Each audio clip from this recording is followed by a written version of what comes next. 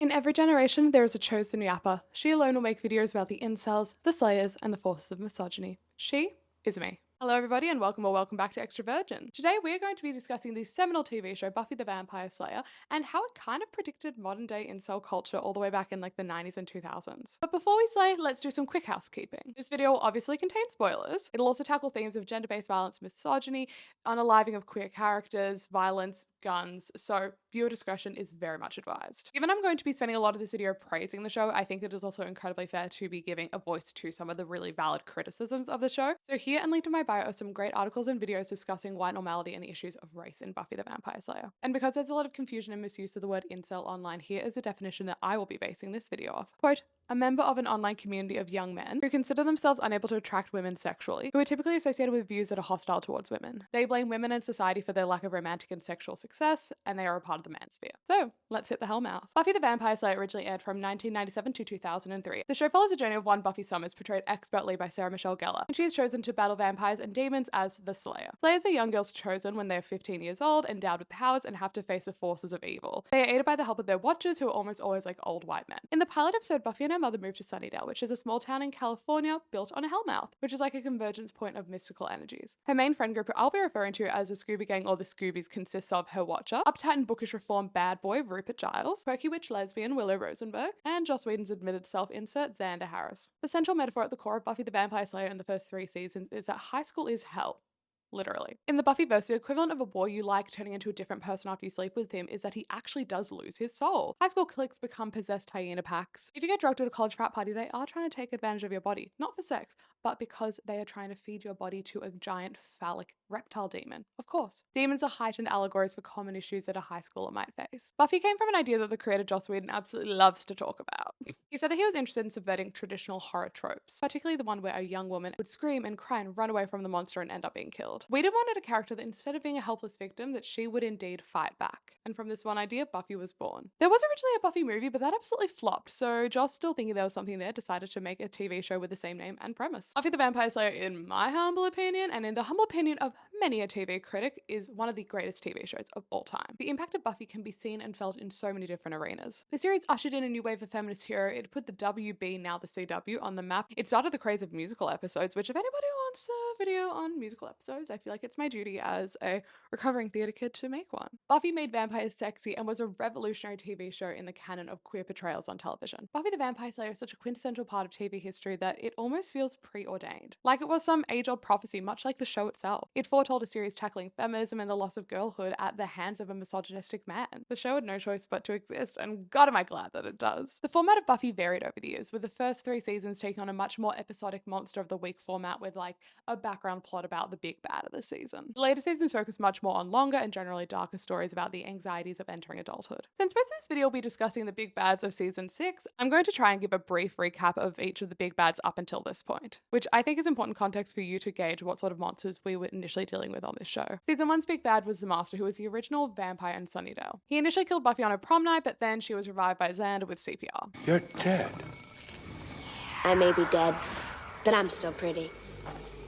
Which is more than I can say for you. Season 2 is Buffy's toxic vampire brooding boy toy Angel in his soulless form as Angelus. He lost his soul after Buffy and him fucked for the first time, and then he spent the rest of the season just being an absolute menace. Season 3's big bad was the mayor of Sunnydale, who the graduating class all team up to kill. He was a very campy and unconventional villain, which was an absolute relief after the brooding bores of the first 2 seasons. Season 4, I think we're all aware, was an absolute mess, and a cybernetic demonoid named Adam was the big bad of this season. The big bad of this season, being lackluster and confused, showcases how at a loss the writers were during the transition into Buffy's college years. Season 5, we had Glory, my fucking best friend. That is my best friend you're talking about. I love this woman with every aspect of my being. She's a hot, iconic Regina George-style god from a hell dimension who is always wearing the bitchiest red outfits for the whole season. I'm obsessed with her. Claire Kramer does one of my favorite performances on the entire show. I just think she deserves her flowers for this role. Glory plays a pretty large role in the setup of season 6, with her actually being successful in killing Buffy. Now, before we get into the big bads of season 6, I do think we need to spend some time addressing the allegedly abusive and hatefully misogynistic elephant in the room. The show's creator, Joss Whedon. Oof. Where do we start with this one? Joss Whedon has been accused by a multitude of cast and crew members both on and off Buffy of being abusive. But today I'll be mostly keeping it to the allegations from the Buffy cast and crew. Charisma Carpenter, who portrayed Sunnydale High's Queen Bee Cordelia Chase, had this to say about the alleged abuse that she faced under Joss Whedon's tutelage. Joss Whedon abused his power on numerous occasions while working together on the sets of Buffy the Vampire Slayer and Angel. While he found his misconduct amusing, it only served to intensify my performance anxiety, disempower me, and alienate me from my peers. The disturbing incidents triggered a chronic physical condition from which I still suffer. She recalls him fat-shaming her while she was pregnant, trying to pressure her into having an abortion, and then firing her shortly after giving birth. Buffy herself, Sarah Michelle Gellar, said in 2023, "I'll never tell my full story because I don't get anything out of it.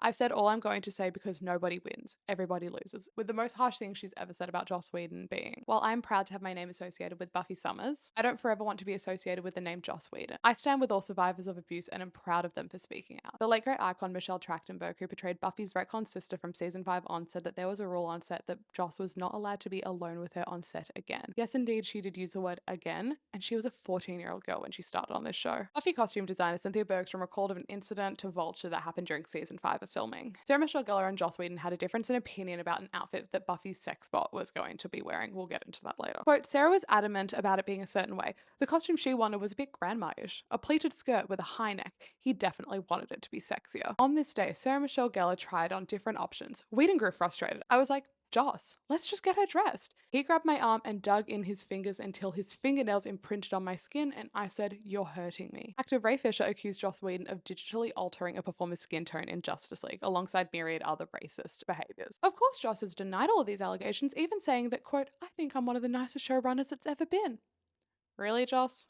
Really? Joss is a contradictory character in our world because on one hand, he is a creator of a very revolutionary feminist series, a man who would tell his mid-sized stars not to go on diets or lose any weight because he thinks there should be a more accurate depiction of size representation on television. He threatened to leave the show if the network was not willing to have Tara and Willow kiss on screen. But he is also all of those other things. He was a wolf in sheep's clothing, a nice guy up until his mask was unveiled by the plethora of women and people of color that he had allegedly terrorized for years. His ex-wife Kai Cole wrote a fantastic op-ed about their relationship with the best title. Joss Whedon is a hypocrite preaching feminist ideals. It detailed her relationship with Joss, saying, quote, "He used his relationship with me as a shield, so no one would question his relationships with other women or scrutinize his writing as anything other than feminist." It is so immensely frustrating that such a deplorable man could write art that is so poignant and honest about the female experience. And he was at the helm for bringing forward the world's first, I say tentatively, incel characters onto our television with the big bads of season 6. Nowadays, nerdy villain characters aren't that rare, but in the 90s and 2000s, that was extremely uncommon. Buffy was one of the first times we saw a nerd be portrayed in a negative light. Coming off the 80s, we saw nerds be portrayed as quirky and lovable people, with movies like The Breakfast Club and characters like Steve Urkel doing their bit to humanize nerdy men. However, there was a rise of revenge nerd stories in the 80s, from the aptly titled Revenge of the Nerds to 16 Candles, which would portray these nerds as sexual predators. However, this was not seen as a negative thing at the time. These movies became classics and normalized fucked up actions like pretending to be a girl's boyfriend in order to sleep with her, or trading the jock an unconscious girl in order to get a pair of another girl's underwear. Buffy was the first of its kind interrogating these sorts of behaviors and calling them out. So without further ado, let me introduce you to the trio.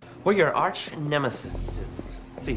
The trio are a group of men around Buffy's age who are hell-bent on destroying her just because they hate to see a woman slain. The first member of the trio that we are introduced to is Jonathan, all the way back in season 2. He was mostly there to keep continuity at the school given the high rate of turnover for extras. From what we see of him, he is the victim of intense bullying by his classmates. During the 18th episode of season 3, Earshot, Jonathan almost attempts to unalive himself. He speaks to Buffy about how he feels ignored and undervalued and ridiculed by his classmates. But Buffy talks him out of ending his life. Earshot didn't originally air because it was tied too closely to Columbine and other school shooting tragedies of its time. And Buffy was originally under the belief that he was intending on killing the student body, not himself. A few episodes later at the senior prom, Jonathan gives Buffy the Class Protector Award, which was a way for the class to show their appreciation for her for saving the world a bunch of times. This is such a perfect moment to show how indebted he felt to Buffy for convincing him not to end his life a few episodes prior. And the scene never fails to make me cry. The next appearance of Jonathan is in the deeply ambitious season 4 episode Superstar. That finds Jonathan as the main character of Buffy the Vampire Slayer, with him being the most powerful member of the Scooby Gang, not Buffy. And there are even new opening credits showing Jonathan as the star of the show. In this world, he starred in The Matrix. He more or less has 2 twins as sex slaves. He invented the internet. He coached the US national women's soccer team to a victory in the World Cup in 1999. Received the aforementioned Class Protector Award at their senior prom, alongside a multitude of other accolades and achievements. It turns out that Jonathan, after trying to end his life, goes to therapy where he meets another person there who tries to convince him to use an augmentation spell. As a result, Jonathan becomes a human embodiment of universally perfect traits, with fame, fortune, and widespread admiration. But when his scheme is found out and undone, he goes back to being a lonely guy. You very very early on in his run get the idea that Jonathan is a coward. He's the sort of person that would rather take the easy way out instead of actually putting an effort into creating a life that he likes. Now I'll introduce you to the second member of the trio and their unofficial leader, Warren Mears. We first meet Warren in the 5th season of Buffy the Vampire Slayer. He's a tech genius who is implied to have been bullied in school and have no girls interested in dating him. During his college years, Warren decides to build a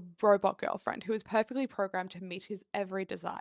He got bored of her when he met a real human woman, Katrina, who is actually willing to date him. His robot girlfriend April followed him to Sunnydale, where he was going on spring break with his girlfriend Katrina, and then Katrina realizes that he has a sex robot and breaks up with him, absolutely disgusted. Before he leaves in this episode, he agrees to make Spike, which yes, we will get to Spike. He agrees to make Spike a Buffy bot, a Buffy sex robot, because Spike at this point is enamored with Buffy. The last member of the trio is Andrew Wells, an unknown character up until season 6. His brother was a featured villain in one episode of Buffy, and Andrew learned from his brother how to summon and control demons, with his claim to fame being that he attacked a school play of Romeo and Juliet with some flying monkey demons. With this being so relevant to the show that it wasn't even revealed to the Scooby Gang or the audience until season 6. It's so funny because he's like, I did a thing, and literally the Scooby Gang are like, nobody moved. The gang become friends in between seasons 5 and 6 while Buffy is dead, unbeknownst to them. This group of losers decides to team up to destroy Buffy and her gang during Dungeons and Dragons of all things, with their goal being a generic take over Sunnydale. Jonathan's a sorcerer, Andrew can summon and control demons, and Warren is a tech whiz. They have all the makings of being a deeply inconvenient group of B-tier villains in any other season. But the controversial season 6 of Buffy was most concerned with portraying real-world issues like death,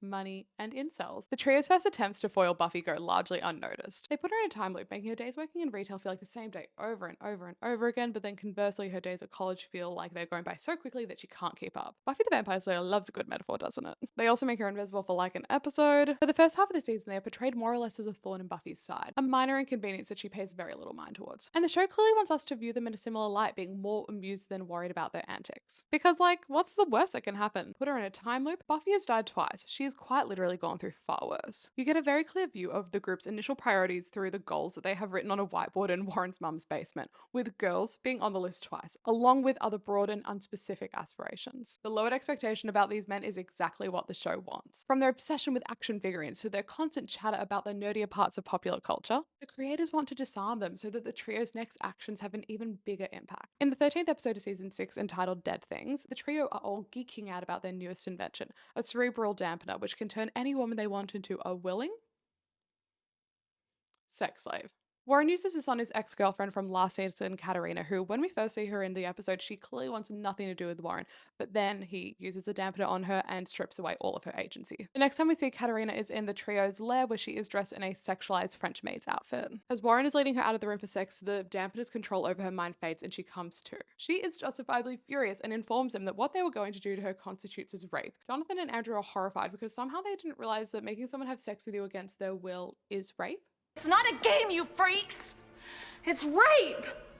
What? No, we didn't. As Katrina leaves, she warns him that she is going to go to the police, and in retaliation, Warren kills her. And then the trio try to frame Buffy for this. This is a first real moment that we as an audience are fearful of the trio. Up until this point, their hijinks were portrayed through a humorous and quirky lens. And then all of a sudden they've murdered a girl who's trying to stop them from assaulting her. This tonal shift strikes a chord due to how damn realistic it is. How many girls have called some casually misogynistic guys harmless only for them to prove to be the exact opposite? The very ethos of incel culture is stated by Andrew when he says that they, quote, got all the stuff we wanted and we didn't even have to earn it, end quote. They feel so entitled to whatever they want, and instead of putting in the hard work to getting it or accepting it when you can't get certain things, they will scheme and they will manipulate the world into fitting their selfish and misogynistic desires. I love this quote from writer Bonnie Jo Stuffelbeam about the trio for Uncanny Magazine, where she says, quote, in today's world, righteous male nerds form their gangs online rather than in a Sunnydale basement, but their conversations are similar. They debate their favorite fandoms and yell when women or other marginalized people enter their space. They message death threats to those they deem as enemies in the fictional narratives they've created. They don't believe that they, and not the women around them, are the problem with their bad dating luck. Nothing of note really happens with the trio for the next few episodes until the 19th episode of season 6, Seeing Red. This has to be the most controversial episode of the series, with it either being ranked in the 30s or in the 90s in all of those articles where people rank every single episode of a TV show. So why is it that Seeing Red has divided the fandom so much? In the prior episode, Willow and Tara, who are not just television's first lesbian witches, but the first long-term main character lesbians in television history, they get back together. The pair were revolutionary, breaking down so many barriers of representation, including but not limited to having the first lesbian sex scene depicted on television in the aforementioned musical episode Once More with Feeling. They are one of the more beloved aspects of the show, and this is the episode that decides to fulfill the bury or gaze trope. A brawl breaks out between the trio and Buffy, with Warren wearing these orbs that give him super strength, so he's a match for Buffy. Jonathan jumps on Buffy's back, pretending to fight her, but he actually just whispers in her ear that the way to defeat Warren is actually through destroying the orbs. Not one to take defeat lightly, Warren warns Buffy that he will destroy her. You really got a problem with strong women, don't you? Warren, having been failed by his intellect, his misguided misogynistic delusions of grandeur, and emasculated from a woman beating him, realizes that he is not smart enough or strong enough to defeat Buffy. So he abandons these notions and resorts to what many men do: uses a gun instead of going to therapy. Warren enters Buffy's backyard, he shoots at her and then shoots some stray bullets over his shoulder, one of which ends up hitting Tara and killing her. While unintentional, this is a horrific example of the bury or gaze trope, with Tara dying just moments after her and Willow had had sex. She was at the peak of her queerness, and yet her life was taken away in order to serve some other characters' narrative arcs. One of the biggest and most impactful deaths in the entire series is not at the hands of some age-old mystical being, but rather an angry white dude with a gun. While this may not seem like a revolutionary concept in 2025, we've got to keep in mind this episode first aired in 2002. Jenna Ortega wasn't even born yet. But yet somehow Buffy the Vampire Slayer was able to predict and depict our modern day world and portray it so effectively and accurately. I'm obviously not saying that Buffy invented depicting misogyny and that misogyny didn't exist before this point in time, but it's just very fascinating how Buffy was able to portray this decades ago. And is this an it takes one to know one situation? And if so, is it takes an incel to write an incel? Or is it takes a woman who's been a victim of these behaviors to be able to write about them? Because I do not think it's a coincidence that season 6 is the first season with a female showrunner, the woman whose Instagram bio reads, "I ruined Buffy and I will ruin you too."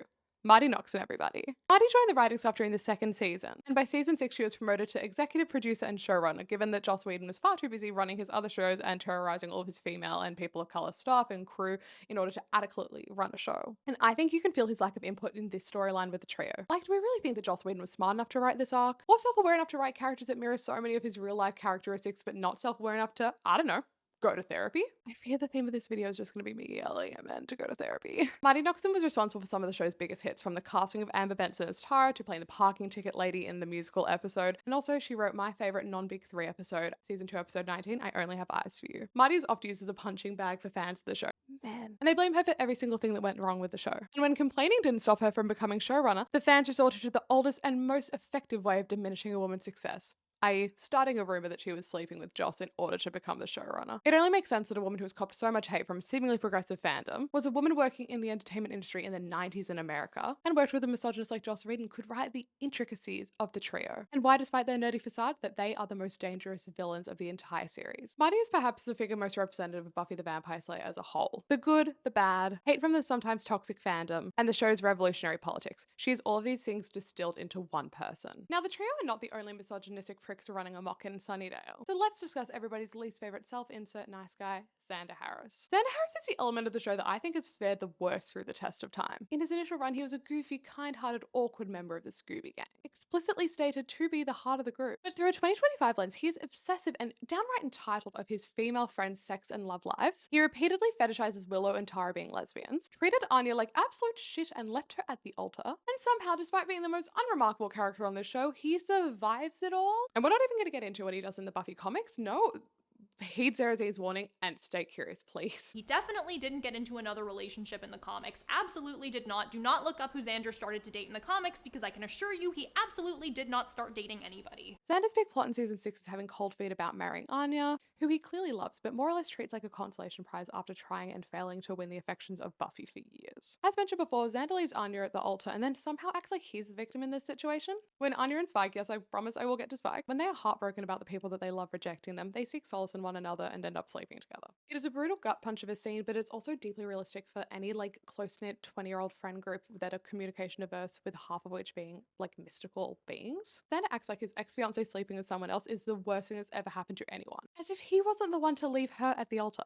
He beats the shit out of a defenseless Spike and then throws himself a pity party. Oh no, if it isn't the consequences of my own actions, I'll play a tiny violin. Xander was not the first incel-like person involved in the show, because obviously that title goes to the show's creator, but he is the misogynist painted most favorably through the narrative. Let's run through a quick list of Xander's crimes against humanity and the women that he knows. Shames Buffy for losing her virginity to Angel and thus causing Angel to lose his soul. Used a love potion hoping to get Cordelia to be public about their relationship, but turned every other woman in Sunnydale into a lovesick Xander Harris-loving fool. And Buffy even thanks him for not taking advantage of her, and he admits to considering it. Come on, Buffy, I couldn't take advantage of you like that.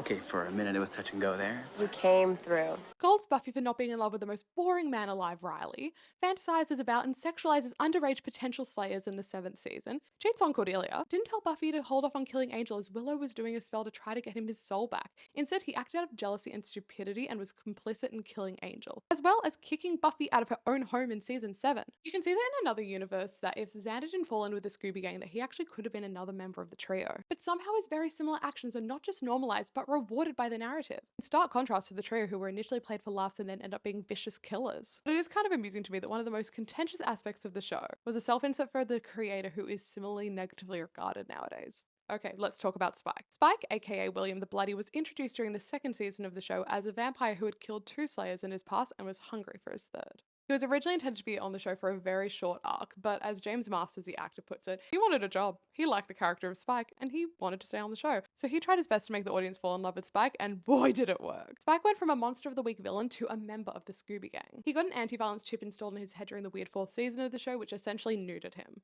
And because he's a shit stirrer with nothing better to do, he decided to assist in helping the Scoobies. Spike also falls in love with Buffy and spends a large part of seasons 5 through 7 yearning for her. While Buffy is in a depressive episode in season 6 after having been brought back from the dead, she engages in a sexual relationship with Spike. The relationship is built on toxicity and loathing, and I love it.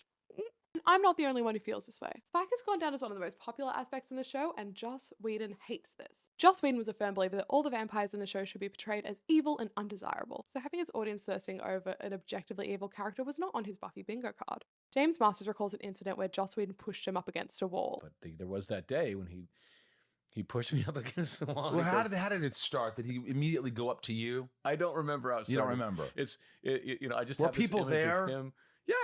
Yeah, and he's in my face. He goes, I don't care how popular you are, kid. You are dead. You are dead. You are dead. He was so resentful that the largely female audience was endeared to Spike, and that they didn't buy into his nice guy bullshit propaganda with Xander. So Joss exerted any power that he could to make Spike an irredeemable villain. And how do you ruin a male character? You make him a sexual predator. Seeing Red also saw a gratuitously graphic scene where we saw Spike attempt to assault Buffy. This scene is horrific to watch. The weird, high, almost surveillance style cinematography is so disorienting. And when this episode first aired on TV, they had the gall and the audacity to put an ad break in the middle of this scene. The repercussions of seeing Red were drastic both on and off screen. This moment would be a catalyst for Spike trying to get us all, with the show far more concerned with following his trauma guilt, as opposed to following, I don't know, Buffy, the victim of the assault. The moment is only mentioned twice very briefly for the rest of the show, and never focuses on the psychological impacts of the sexual violence on Buffy. And off-screen, this scene sent James Masters to therapy. He was inconsolable during the shooting of this scene. He was in fetal position in between takes, and he collapsed on the floor before the filming had even begun. He has since put clauses in his contract so he never has to do a scene like that ever again. But the psychological impact of portraying a rapist are still with him 23 years on.